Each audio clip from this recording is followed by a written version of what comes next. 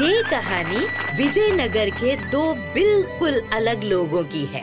एक था धनवान व्यापारी उडांका, जिसका घर दिन प्रतिदिन अनाज की बोरियों से भरता जा रहा था, और दूसरी तरफ था निर्धन बब्बन, जिसके घर में अनाज को छोड़ बस खाली बोरियां, बर्तन और उदासी ही बची थी। बब्बन उडांका के पास मदद मांगने पहुंचा। घर में अनाज का एक भी दाना नहीं है। अनाज की एक बोरी मिल सकती है क्या? अरे जब तक पहले का बकाया न चुका दो, मैं अनाज का एक दाना ना तो पाई पाई जोड़ के बात करते हैं। अब चलो यहाँ से।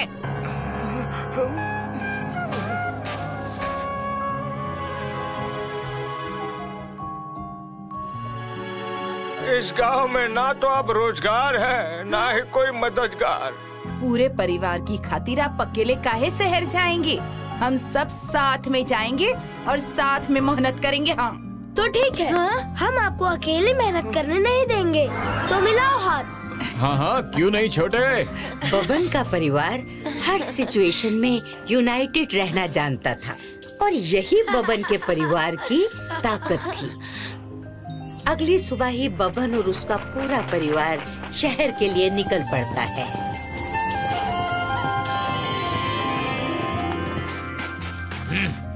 रुको। आगे घना जंगल है, रात्रि भी होने वाली है। कहाँ जा रहे हो? हम लोग तो शहर जा रहे हैं, आगे ही रात्रि विश्राम कर लेंगे। ठीक है, मगर सावधान होकर। अभी अभी एक चोर हमारे हाथ से निकलकर भागा है। अरे हम लोगों के पास चोरी करने के लिए है ही का, जो चोर हमसे लेगा। चलता हूँ।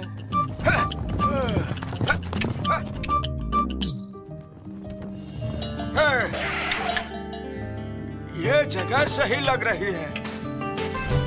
ये जगह हम लोगों के लिए रात्रि विश्राम के लिए एकदम बहुत बढ़िया है। तुम लोग पेड़ के नीचे की अच्छे से साफ सफाई कर लो। हाँ ठीक है। भैया, मैं भी तुम्हारी मदद करता हूँ। निर्मला, तुम पानी भर लो। ठीक है।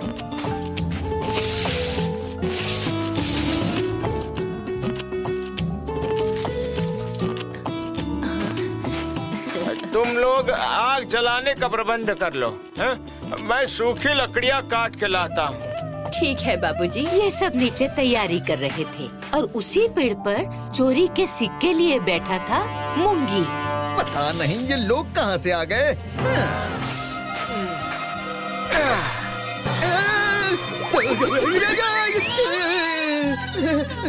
बच गया।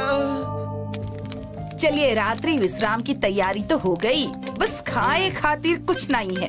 अरे चिंता मत करो, वो जो ऊपर बैठा है ना, सब कुछ देख रहा है। उसको हमारी मदद करनी ही पड़ेगी।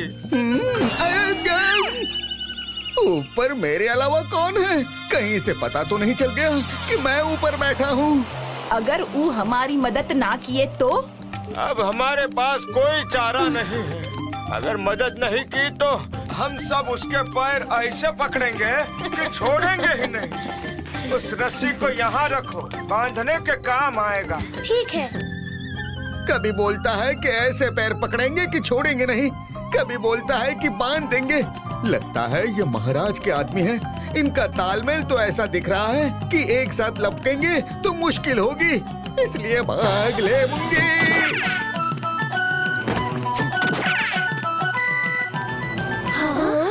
सिक्के, वो भी सोने के।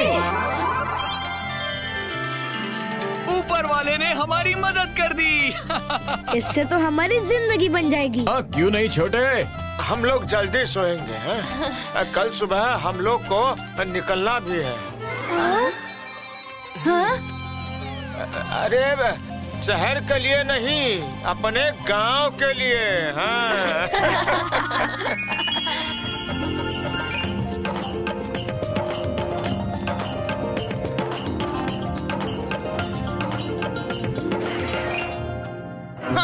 आ गए सुबह सुबह उधार मांगकर मेरा पूरा दिन खराब करने, पाई पाई जोड़ के।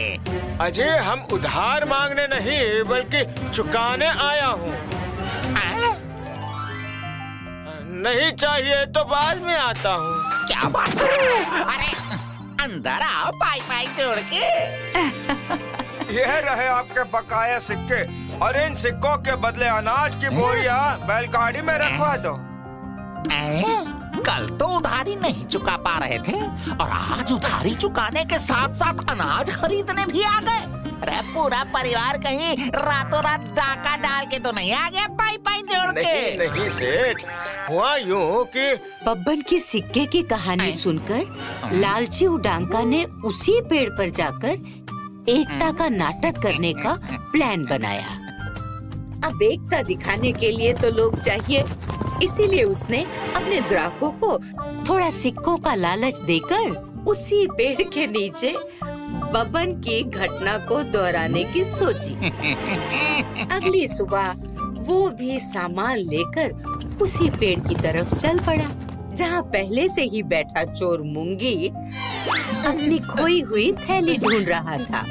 मेरे सिक्कों की थैली, इतने दिन की मेहनत गई पानी में। जगह तो यही है, सामान उतारो। सुनो, तुम नहर से पानी लेके आओ और तुम लकड़ी काट के लाओ। और आप क्या करेंगे? केवल आराम। बहस मत करो, जाओ काम पे ध्यान दो। और हाँ, जल्दी आना।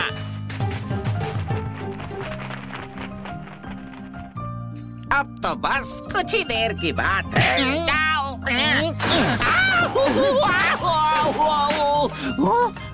ये लो पानी।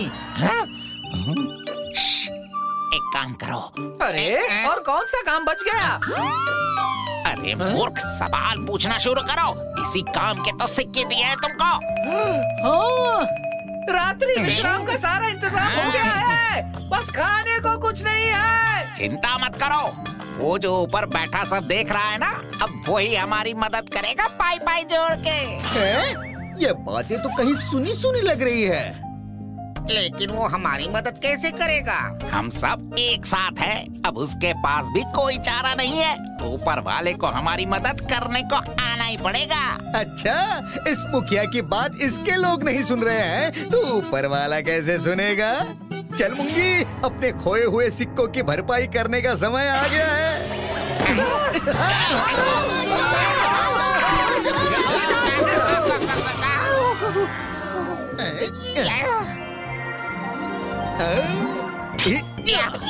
ये क्या कर रहे हो?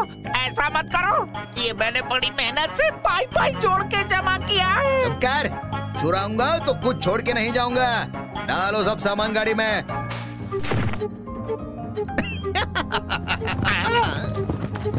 आया तो था कमाने के लिए, पर यहाँ तो कमाया हुआ ही गवा दिया। अरे रुकिए राजकुमार! नहीं, मुझे राजकुमारी से शादी नहीं करनी।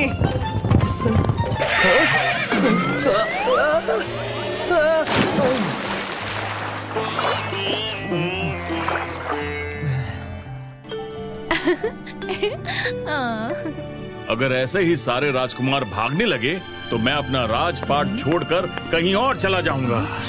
नहीं नहीं पिताजी, ऐसा मत बोलिए, मैं शादी करूंगी। मगर मेरी एक शर्त है। कैसी शर्त?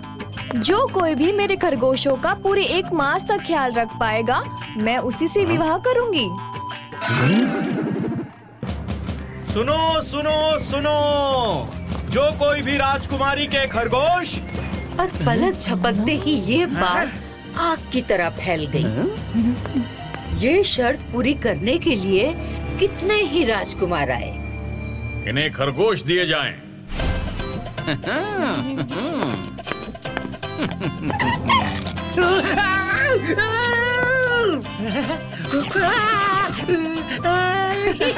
उन खरगोशों ने ऐसा कमाल किया कि सारे राजकुमार खरगोशों को वापस छोड़ के चले गए।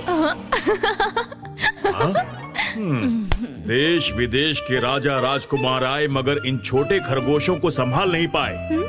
मुझे तो दूर दूर तक कोई नहीं दिखता जो ये कार्य पूर्ण कर पाए।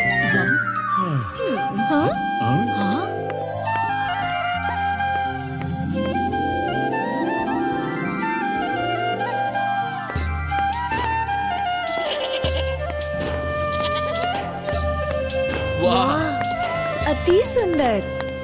क्षमा महाराज, आपकी शर्त मैं पूरी करूंगा। एक मामूली चरवाहा?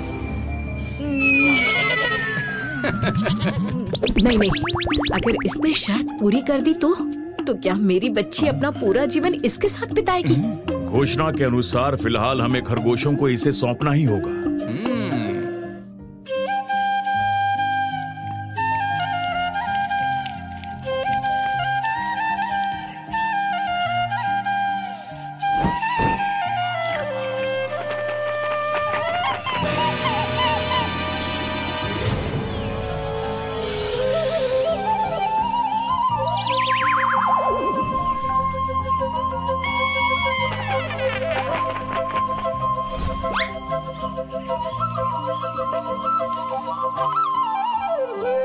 राजकुमारी जी, मैंने आज तक आपके खरगोशों को इतना आनंदित नहीं देखा। उस चरवाहे की बांसुरी की धुन में जरूर कुछ तो चमत्कारी है। अच्छा, ये तो बड़ी अनोखी बात है। सेनापति की बात से प्रभावित होकर चुपके चुपके राजकुमारी तारा खुद से ये सब देखने के लिए पहुंच गई।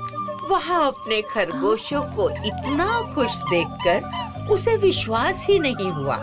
इसी बीच कीर्ति की नजर राजकुमारी पर पड़ जाती है और इस तरह उनकी मुलाकात हो जाती है और इसके बाद वो रोज मिलने लगते हैं। जिसकी खबर लगते ही महाराज गुस्से से आग बबूला हो जाते हैं और कीर्ति शर्त पूरी ना कर पाए इसकी योजना बनाते हैं।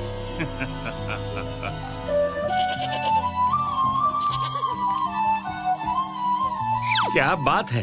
ये खरगोश तो बहुत ही प्यारे हैं। महाराज, अपनी बिटिया की खातिर एक दो ले सकते हैं क्या? इनके बदले हम आपको स्वर्ण मुद्रा दूंगा। हाँ, क्यों नहीं। मगर उसके लिए केवल सोने की मुद्रा नहीं, मेरा कुछ कार्य भी करना होगा।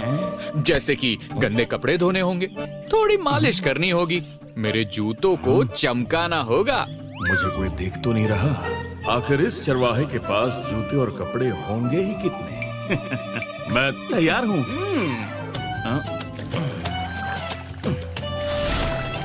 हे प्रभु, इतना सारा काम।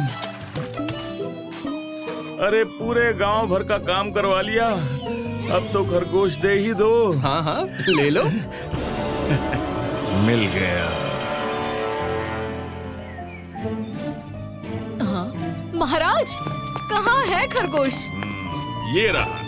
वाह महाराज, आप एक खरगोश नहीं मेरी समस्या का हल ले आए।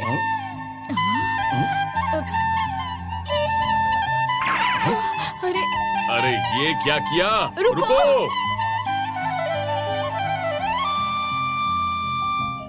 तुम तो बड़े ही खास हो। महाराज खुद तुम्हें महल की सैर जो करवाने ले गए थे।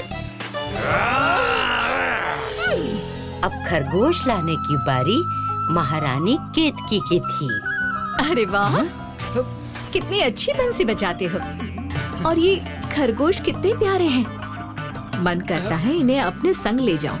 इनमें से एक मुझे मिल सकता है क्या? क्यों नहीं, मगर मेरी एक शर्त है। आपको मेरा कुछ कार्य करना होगा। ये तो मुझे पता ही था।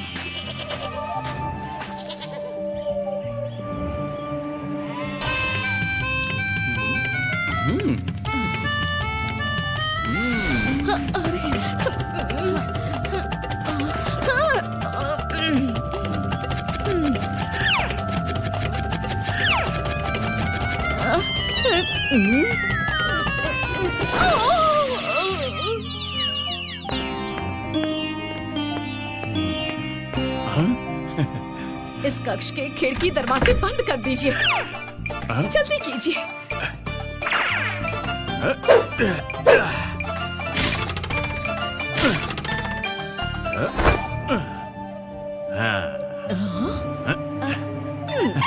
शाबाश, बड़ा आया था मेरी राजकुमारी से शादी करने। सुनो, जश्न की तैयारी करो।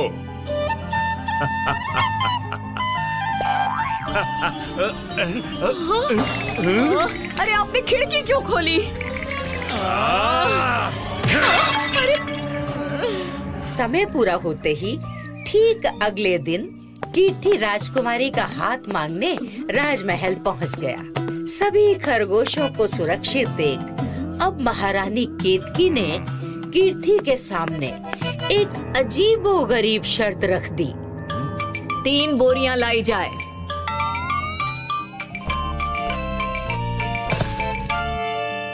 इन्हें तुम्हें किसी वस्तु से नहीं बल्कि इन्हें अपने शब्दों से भरना होगा। क्या तुम कर पाओगे? आपकी आज्ञा हो तो कोशिश कर सकता हूँ। अवश्य।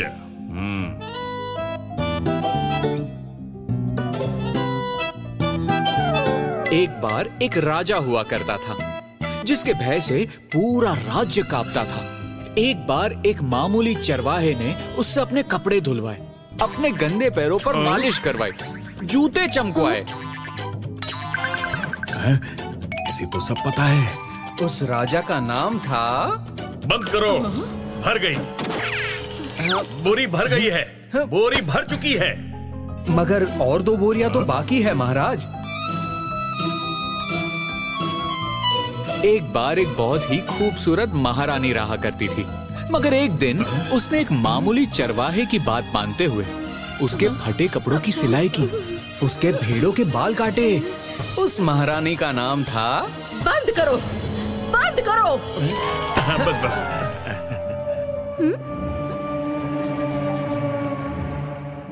एक बार की बात है, एक बहुत ही खूबसूरत राजकुमारी रहा करती थी जिसे एक चरवाहे से प्रेम हो गया।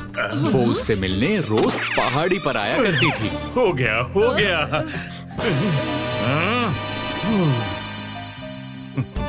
शाबाश, तुम इस परीक्षा में भी उत्तीर्ण हुए। तुम सच में बुद्धि के भंडार हो। निसंदेह हमें राजकुमारी के लिए तुमसे अच्छा वर नहीं मिल सकता।